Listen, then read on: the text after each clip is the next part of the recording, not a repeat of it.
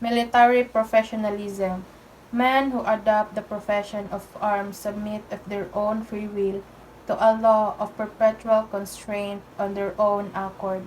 They reject the right to live where they choose, to say what they think, to dress as they like, from the moment they become soldiers. It needs but an order to settle them in this place, to move them to that, to separate from their family, and dislocate their normal lives in the world of command.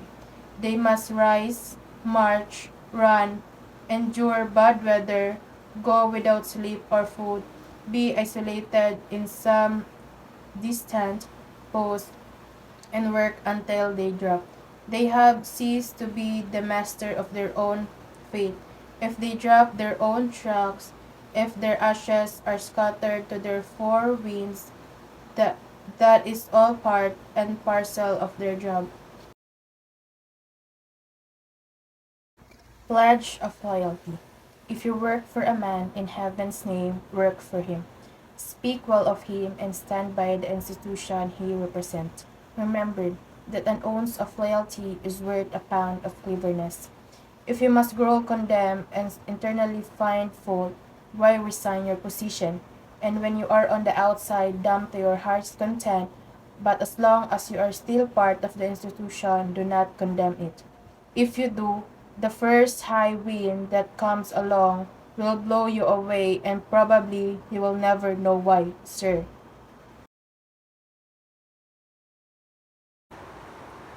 11. General Order 1.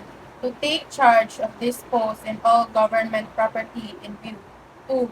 To walk my post in a military manner, keeping always on the alert and observing everything that takes place within sight or hearing. 3. To report all violation of orders I am instructed to enforce. 4. To repeat all calls from posts more distant from the guardhouse than my own. 5. To quit my post only when properly relieved. 6. To receive, obey, and pass on to the sentinel who relieves me all orders from the commanding officer, officer of the day, and the non-commissioned officer of the guard only. 7. To walk to no one except in his line of duty. 8. To give the alarm in case of fire and disorder. 9. To call the commander of the relief in any case not covered by instruction. 10. To salute all officers and colors and standards not case. And 11. To be especially watchful at night and during the time for challenging, to challenge all persons on near my post, and to allow no one to pass without proper authority. Salute. It is the highest form of military courtesy. It is executed by raising your right hand smartly until the tip of the forefinger touches the top of the right eyebrow. Fingers are extended and joined.